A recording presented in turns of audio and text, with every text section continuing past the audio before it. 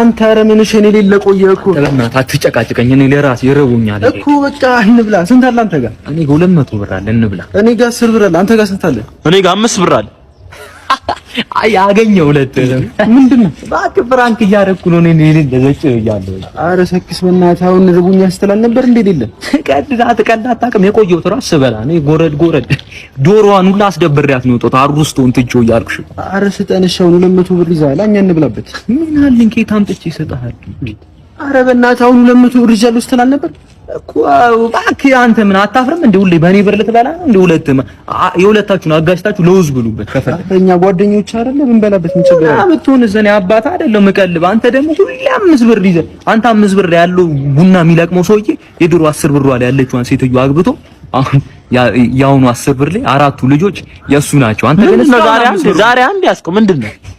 ኧረ በእናትህ ጓደኝነት እኮ መስዋዕትነት እኮ ነው። መስዋዕትነት ነው እኮ ሞትልሃለሁ እንጂ አይን እያየ በእኔ ብር ስትበላ ቆሚያ ላይ ሙለት እኮ። ታዲያ ትጨፍናለህ። እኛ ስንበላ ምን ችግር አለው እንዴ? ጨፍናለህ ወይ? ማዘርን አስፈቅጃት ልምጣ። 2 ግሪሳ የኔ ፍቅር በቃ ገዝቼልሽ መጥቶሽ። አንተ ደግሞ እስከዛ አጫውታታለህ። ታውቂያለሽ እኔ ላንቺ ያለኝ ፍቅር ለአራስ ተሰርቶ ፔርሙዝ ውስጥ እንደተቀመጠ አጥሚት መቼም እንደማይቀዘቅዝ አይበለውና አንቺን ቡዳ ቢበላሽ 100 ዓመት ይጠግባል። ማር አይልስም ለ100 ዓመት። ምን አይነት ውስብስብ ውበት ነው ያለሽ አንቺ! ኦ ማይ ጋድ! በፊት እኔ የነበርኩበት ሀገር ፈረንሳይ ሀገር ምን ይላሉ መሰለሽ? ላቫሪዚያ ይላሉ። ምን ማለታቸው ነው?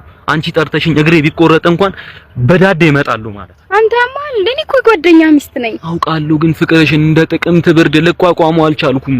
ደግሞ ከዚህ ደሃ ባልሽ እኔ እንደምሻልሽ ጠንቅቀሽ ታውቂያለሽ። እንዴት? ከተገናኛችሁ 3 ወራችሁ አይደል?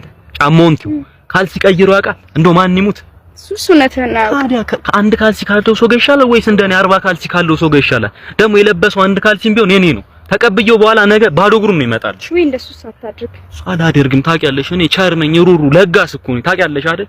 ለሱ አንድ ካልሲ በመስጠቴ ነው እኔ 40 ካልሲ ተባረከው። ደግሞ ምን አይተሽ ጋር እኔ ፈጣሪ አንቺንም ለኔ ይባርክልኛል። እሺ ምናልባት አይታወቅም። እኔ እኮ መኪናዬን ጥቼ ካንቺ ጋር ምዞሮ እኮ ስራ ጥቼ ምናምን አይደለም። ይሄ ደሃ ባልሽ በዚህ በፀይ ሲያንከራትትሽ አብሬሽ ለመንከራተት እንጂ እንዲህ ውሃ እስኪጠማሽ ድረስ በእግርሽ ሲያዞርሽ እኮ ካንቺ እኮ ለመጠማት ነው አብሬሽ ያለሁት። ህመምሽን ሁሉ ለመታመም እኮ ነው። ከዚህ በላይ እኔ ላንቺ ምን ዋጋ መክፈል እንዳለብኝ አላውቅም። በቃ ናሽ በቃ ቀፈኝ። እሺ አልሽ? አዎ፣ ግን እሱን ሰበብ ፈጥሬ መለየት አለብኝ። መጣ እና አልሻለሁ። ዋጋ እሱልሽ መጣ። አይ መሄድ አለብኝ እኔ። ምን ነው? እናቴ ደውላልኝ። በቃ ልሂድ። ሚሽን አኮምፕሊሽድ። እስቲ ሰመጠ ብራዘሬ ነፃ ሆነሻል ነው ማለት። የስ ገላገልክ። ምን ያረክልኝ እና ያረኩት እኔ በህይወቴ 2 ሴት ነው ማቅ። አንዷ እናቴ ነች፣ አንዷ ደግሞ አንቺ ነሽ እያልኩሽ እኮ ነው።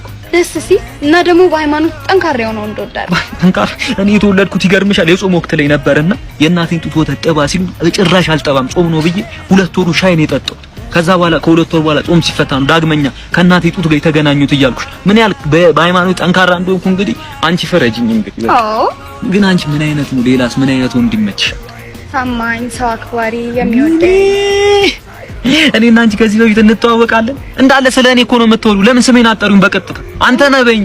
የምሬን እኮ ነው። ግን ሰው ስትወድ ምን ያህል ነው? ከባድ ጥያቄ ነው የጠየቅሽ። እኔ ሰው ስወድ ጎዳና ብትሆኝ ተዳደርሻለሁ ነው በቃ። ምንም ልልሽ አልችልም ከዚህ በላይ። ጓደኛ ግን ለምንድን ነው አሬ አውራ ኢባራ ቋጣሪ። እኔ ግን ችዬ ፌስታል አልቋጠርብሽም። ያለኝን ነው እንዳለ ዘርግፌ ላንቺ የምሰጠው። ይቅርብሽ፣ አይሆንሽ።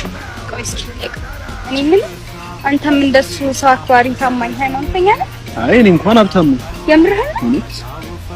እኔም እኮ መጀመሪያ አንተ ነበርክ ተመጣጣኝ። ምን ያውላ መስፈርት በገንዘብ ተተካያልሽ ነው? እንግዲህ ምን ሂድ በቃ። ምንም እኔ እንደሱ ሀብታም ሆኜ ቪላ ቤት ባይኖረኝ እንኳን የልቤን አዳራሽ ግን መኖሪያሽ ታደርጊው ነበር። ምንም እንደሱ እኔ ትልቅ መኪና ባይኖረኝ እንኳን ያንጎ ግን እጠራልሽ ነበርሽ። ያንጎ? አዎ ያንጎ። እስከ 30% ባነሰ ዋጋ የተሻለ ጉዞ መጓዝ እንችላለን። ከመጀመሪያዎቹ 6 ጉዞዎች ላይ ደግሞ የ15% ቅናሽ አለው። ከዚህ በፊት ደግሞ የ8610 እና የስትሪት ፒክአፕ ተጠቃሚ ከነበርሽ አፕሊኬሽኑን አውርደሽ ስትጠቀሚ ሌላ የ15% እድል ተጠቃሚ ትሆኛለሽ። እኔ እሻልሻለሁ።